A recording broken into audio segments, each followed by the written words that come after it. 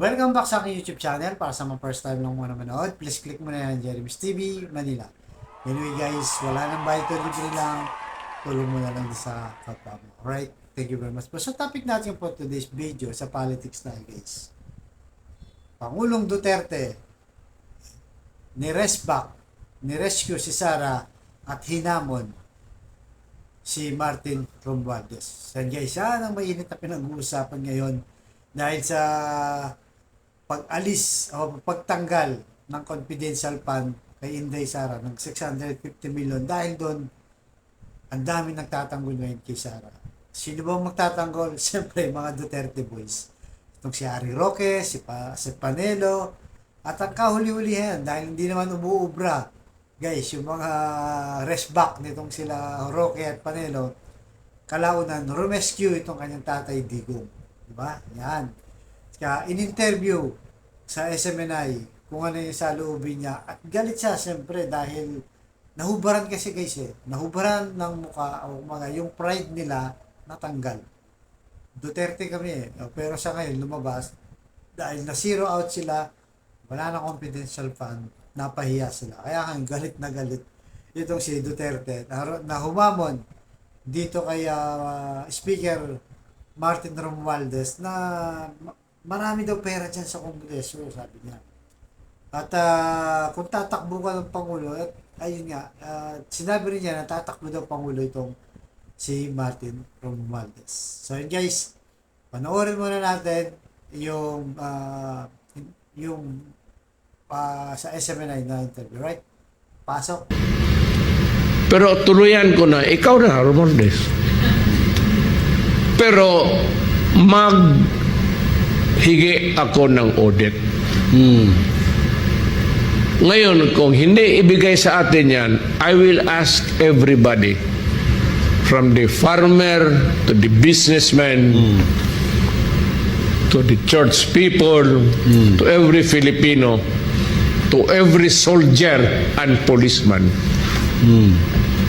that we all demand that we open the liquidation.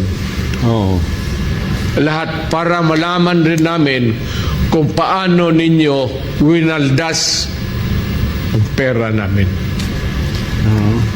Yung pera namin hindi man sa inyo. Just because you are the keeper of the kayo ang mag-distribute, okay yan. Pero tignan ko yung how much have you spent so far.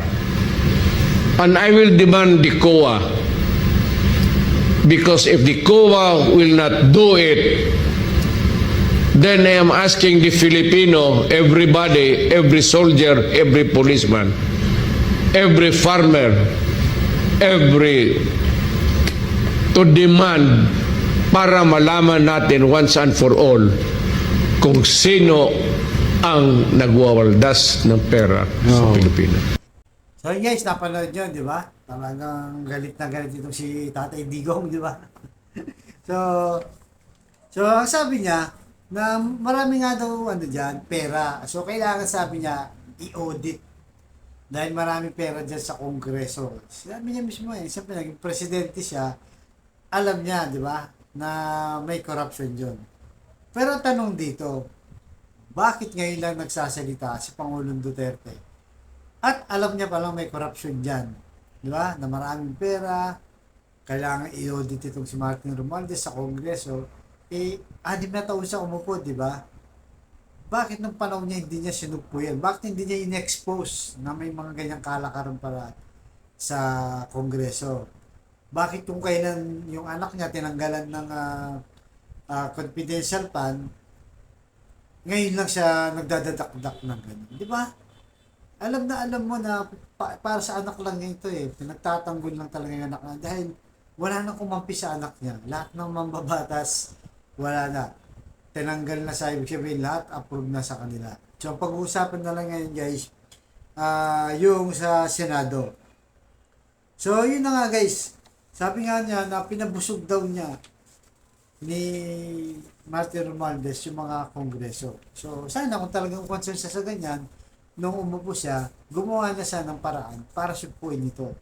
para i-expose at tanggalin, di ba? Yung mga naging ugat ng korupsyon diyan sa Kongreso. Siya pa naman, nung naging presidente siya, di ba? Naging dalawa ang speaker niya. Di ba? Si Alan Peter Cayetano, halos mag-away pa sila ni Alan Velasco, di ba? Kung maalala nyo guys. So, siya talagang ito para para pagtanggol lang yung kanyang anak. At siya, sinasabi niya dyan guys, na kailangan itong si Martin Romualdez ay ma-audit daw kung tatakbo ng pagkapangulo. So, panoorin natin ulit guys yung isang video. Pasok! Kayo ang maraming pinaka. Alam mo, pag mag-liquidate ka, ano I'm asking? Mag-liquidation tayo and you will find out what is the most rotten institution dito. You will find out it's Congress. Walang limit ang ano nila dyan. Yung pork barrel, pati yan si Romualdez. He's wallowing. Alam mo kasi, ayaw ko kung bakit. Ano niya si Inday. Si Inday, Well, guys, napanood niya, di ba? So, kung talagang gustong-gusto niya na mapa-audit itong si Martin Romualdez. Actually, maganda to, di ba? Para malaman natin kung saan nga dinadala yung kaban ng bayan natin. Kasi, pinupukol ngayon, binabatikos ngayon si Martin Romualdez dahil tinanggal yung confidential fund ni Sara, ay meron din daw siyang confidential fund na 1.6 billion. Yan ang tinitira ngayon. Yan pa binabanatan ngayon si Martin Romualdez, yung mga DDS vloggers, sila Sasasot, lahat na guys. Sila Panelo, sila ano, yan. Yan ang mga laman ng balita nila ngayon. Na todo pagtanggol sila dito kay Sara. Ngayon, kung naghahamon si Pangulong Duterte na ma-audit yan si Martin Romualdez, hindi ba dapat pwede rin hamulin natin si Pangulong Duterte na i-audit din itong si Sara Duterte? Di ba? Lalo na sa kanyang confidential fund, kung saan niya nga dinala yung 125 billion. Tapos i-audit mo rin yan, si Martin Romualdez, 1.6 billion, kung totoo lang yan, kung totoo na meron din siya. Kasi tinanggi na nila yun, sabi nila fake news daw. Diba? So para patas, diba? Para patas, i-audit mo si Martin Romualdez, i-audit mo rin si Sara Duterte. Lalo na naging mayor siya, napakalaki ng kanyang confidential fund. Umabot ng 2.3 billion pesos kung saan niya lahat dinala yun. Diba? Pero para sa atin guys, tayo wala tayong kinakampihan dito. Martin Romualdez man yan, Sara Duterte, wala. Sa Pilipino tayo, sa taxpayer tayo nakakampi. At mas maganda na pareho silang may expose. Malaman natin kung ano talagang korupsyon o kung anong ginawa nila sa pera natin. Para malaman din ang taong bayan. Mamulat tayong lahat. May mga taong to na nakakala mo sa kanila yung pera, di ba? Pera nating lahat, na pinagtatalunan nila ngayon, pinag-aawayan nila. Para malaman natin kung sino talaga sa kanila. At darating yung araw pa lumabas, pareho kanilang yung baho, malaman na taong bayan na huwag nang iboto ang mga to. Di ba? Kasi nagkakagulo sila eh. Sa pera ng kaban ng bayan, sa posisyon, pinag-uusapan ng 2020 election daw. Ang layo pa, di ba? Wala pang 2 years si Inday na nakaupo. Kasi Bongbong Marcos, di ba? Ngayon yan ang pinag-uusapan nila. Sa kasagsagan ngayon, ang taas ng presyo ng bilihin.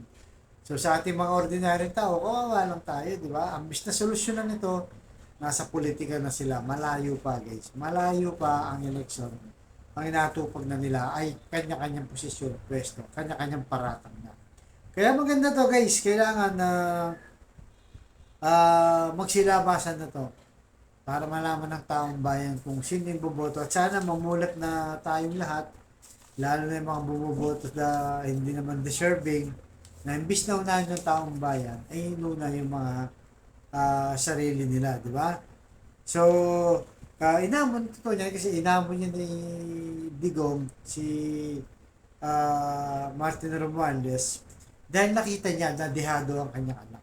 Kasi walang kumampi sa kanyang sa kongreso eh. Dati, si Stella Kimbo yan, pinagtatanggol pa siya. Pero kalaunan, dahil nahihirapan na siyang depensaan nito, nahihirapan na siya sa mga Makabayan Black. Kaya pasalamat tayo sa Makabayan Black at nabusisi ito.